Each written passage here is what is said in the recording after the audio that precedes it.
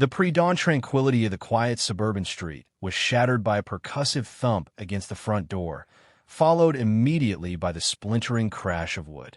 Mark Olson, a man whose internal clock was still calibrated to military reveille despite years of civilian life, was already awake, sipping coffee in his kitchen. His wife, Sarah, was asleep upstairs. Before Mark could even process the sound, his home was a cacophony of shouted commands, heavy boots, and the blinding glare of weapon-mounted lights. Police! Search warrant! Get down! Get down! Figures clad in black tactical gear, visors down, rifles leveled, swarmed into his small foyer. Mark, a retired Army Ranger with multiple combat tours, instinctively raised his hands, his mind racing. What is this? What's going on? On the ground now, one of the helmeted figures barked, shoving Mark roughly forward. He complied, years of training overriding the civilian urge to argue. He lay prone, cheek pressed against the cool tile, his heart hammering not with fear for himself, but for Sarah. Then he heard it, a startled cry from upstairs, Sarah's voice, laced with terror. Mark? Mark, what's happening? Stay where you are, ma'am. One of the SWAT officers bellowed up the stairs. Mark tensed. She's my wife. She's unarmed. She has a heart condition, he yelled, his voice muffled by the floor. The team seemed to ignore him. Two officers thundered up the stairs. Mark heard Sarah's confused, frightened protests, then a sound that chilled him to the bone. The distinct, menacing crackle of a taser. It was followed by a choked scream and the sickening thud of a body hitting the floor. Rage, cold and pure, flooded through Mark, momentarily eclipsing his discipline. He tried to push himself up. Sarah, you bastards, what did you do? The muzzle of a rifle pressed harder into his back. Stay down. One more move, and you'll regret it. He could hear Sarah whimpering upstairs, the sounds weak and pained. The image of her, vulnerable, possibly injured by the very people sworn to protect, was a torment. He knew tasers could be dangerous, especially for someone with a pre-existing heart condition like Sarah's documented arrhythmia and pacemaker. Minutes stretched into an eternity. The house was ransacked. Drawers were pulled out, contents dumped, closets emptied. Each sound was a fresh violation. Finally, the two officers descended the stairs, dragging a sobbing, disoriented Sarah between them. Her face was pale, streaked with tears, and a red mark was visible on her arm where the taser prongs had likely hit. They forced her to sit on the couch, her hands cuffed behind her back. Mark, still pinned to the floor, strained to see her. Her eyes met his, filled with fear and confusion. He felt a helplessness he hadn't experienced even in the tightest spots in Afghanistan. The team leader, a burly man whose name tag read Davies, finally approached Mark, yanking him up by the arm and pushing him onto a kitchen chair. Who are you looking for? Mark demanded, his voice dangerously low. What's the warrant for? Davies, his face obscured by his helmet and visor, unclipped a document from his vest. Warrant for the arrest of Marcus Holloway. Charges of distribution of narcotics and illegal firearms. He glanced around the modest, tidy home. This 121 Oak Street?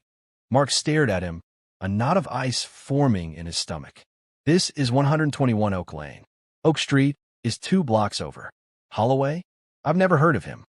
A ripple of unease seemed to pass through the assembled officers. One of the younger ones subtly lowered his rifle. Davies, however, remained impassive, though perhaps a fraction less aggressive. ID now. Mark nodded towards his wallet on the kitchen counter, amidst the scattered mail. An officer retrieved it, handing it to Davies. The SWAT leader flipped it open, his eyes scanning the driver's license, then the retired military ID card. Mark saw Davies' posture stiffen almost imperceptibly. He read Mark's full name, Sergeant Major Mark Olson, U.S. Army, retired. Decorations listed. Davies looked from the ID to Mark, then back to the ID. He then looked at Sarah, still cuffed, still trembling, her eyes fixed on Mark. He saw the wedding photo on the fridge, Mark in his dress uniform, Sarah radiant beside him. The pristine kitchen, the scent of coffee, the neatly arranged bills on the counter. Nothing here screamed drugged in. The atmosphere in the room shifted palpably. The aggressive energy began to drain away, replaced by a dawning, horrified uncertainty. The officer who had tossed Sarah shuffled his feet, suddenly looking anywhere but at her or Mark. Davies finally spoke, his voice lacking its earlier conviction. There might be a clerical error. A clerical error? Mark's voice was deceptively calm, but his eyes were like chips of ice. He looked at Sarah, at the red marks where the cuffs bit into her wrists, at the lingering terror in her eyes. He thought of her pacemaker, the unnecessary jolt it had received. You burst into my home, terrified my wife, tossed her when she has a documented heart condition, and you call it a clerical error? The officer who tossed Sarah finally spoke, his voice thin. Sir, she wasn't complying. She was moving towards the nightstand. She was probably reaching for her glasses. You idiot. Mark snapped, his control fraying. Or her medication. You think she keeps a shotgun in her damn jewelry box? Davies held up a hand to silence his man. He looked at Mark, a flicker of something, perhaps professional respect mixed with dawning dread, in his stance. Mr. Olson, Sergeant Major, we need to verify this. If there's been a mistake. Mark held his gaze, the fury within him a tightly coiled spring. He took a slow, deliberate breath, letting the silence hang heavy, amplifying the SWAT team's discomfort. They were now looking at him not as a potential suspect, but as something far more problematic, a highly decorated veteran whose rights had been catastrophically violated. Then, Mark Olson, a man who had faced down enemies far more lethal, uttered 5 words. His voice wasn't loud, but it cut through the tense air like a surgeon's scalpel, each word delivered with chilling precision. General Armitage expects my call. The effect was instantaneous. Every single member of the SWAT team froze. Not just paused, but froze. Rifles that had been casually lowered were now held, as if suddenly weighing 1,000 pounds. Davies, who had started to unclip his radio, stopped mid-motion, his hand hovering. Even Sarah, through her tears, looked at Mark with a mixture of confusion and dawning hope. The name Armitage hung in the air like a live grenade with the pin pulled. General Thaddeus Armitage, 4-star, current chairman of the Joint Chiefs of Staff, a legend in special operations circles, a man whose displeasure could end careers, dismantle departments, and bring down hellfire. And, as it happened, Mark Olson's former commanding officer and mentor, a man with whom he still maintained a close, albeit infrequent, personal contact. Davies slowly, very slowly, lowered his hand from his radio. His head turned towards Mark, the reflective visor making it impossible to see his eyes, but Mark could feel the intensity of his stare. The other officers looked at Davies, then at Mark, then back at Davies, their faces, those that were visible, paling. Did you say, General Armitage?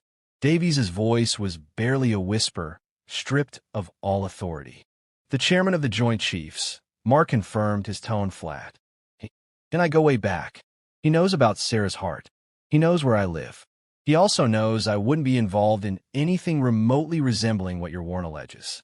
He's expecting me to check in with him this morning about a charity event we're co-sponsoring for wounded veterans. He'll be concerned if I don't make that call, and he'll be considerably more concerned when I tell him why I couldn't.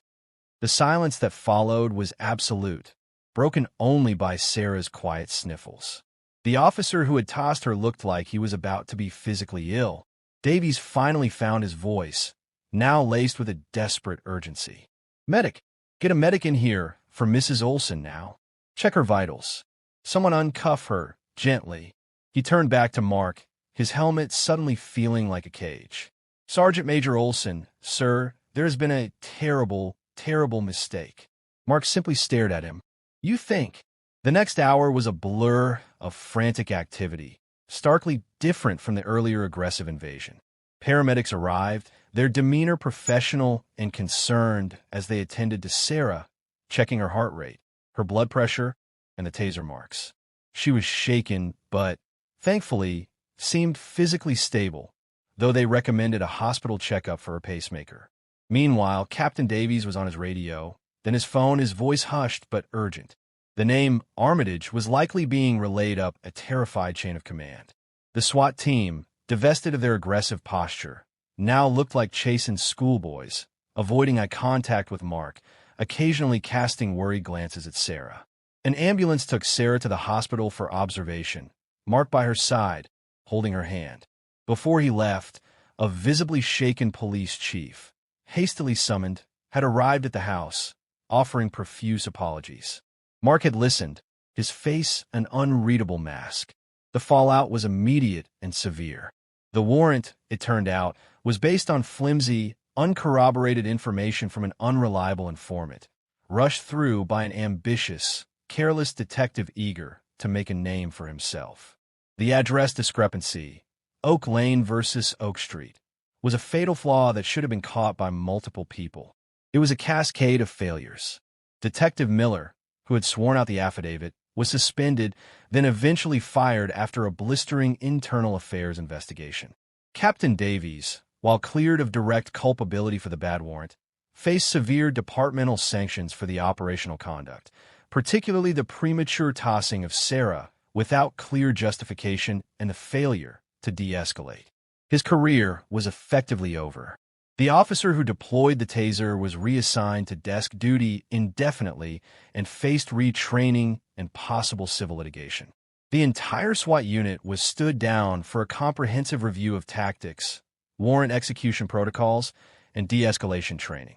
General Armitage, when Mark did finally call him later that day from Sarah's hospital room, was incandescent with fury. While he couldn't officially intervene in a civilian police matter, his informal inquiries to certain high-ranking officials at the Department of Justice and state levels undoubtedly expedited the internal investigations and ensured they weren't whitewashed. The police department, facing a massive lawsuit and a public relations nightmare, quickly offered a substantial settlement to the Olsons, which they accepted, primarily to cover Sarah's ongoing medical monitoring and therapy for the trauma. Mark and Sarah eventually moved. The house on Oak Lane held too many bad memories. But Mark didn't just fade away.